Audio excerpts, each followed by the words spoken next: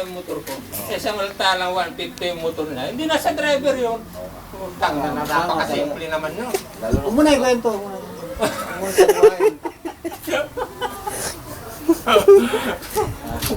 Ano ba takbo ng motor? Marami.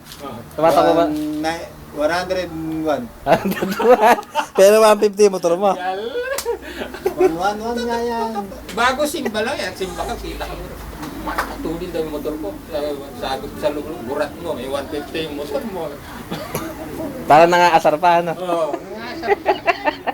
Pero totoo, nasa driver yan. Oo, 101 na nga nadadali ko. Eh, sa inyo ba ano takbo pagka nag-drive? Ah. Ano kayang takbo? Pwede tayo nung sa pare ko. Ay, kikwento na naman yung kikwento. Ulit, mananariwan na yung kwento.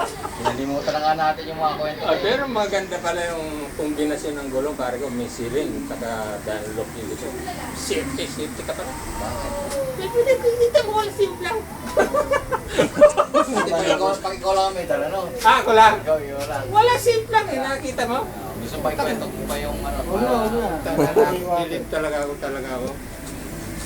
Kung hindi may silin yung nasa unahan, simple lang ako. Bumangking ba kayo? Bumangking.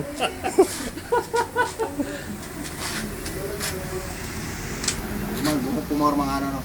Oo. Puporma yan. Eh. Hindi ko forma yan. May 150 yung buntot. Tsaka tutuloy niya, 115 eh. Yung buntot lang ang patulin dyan.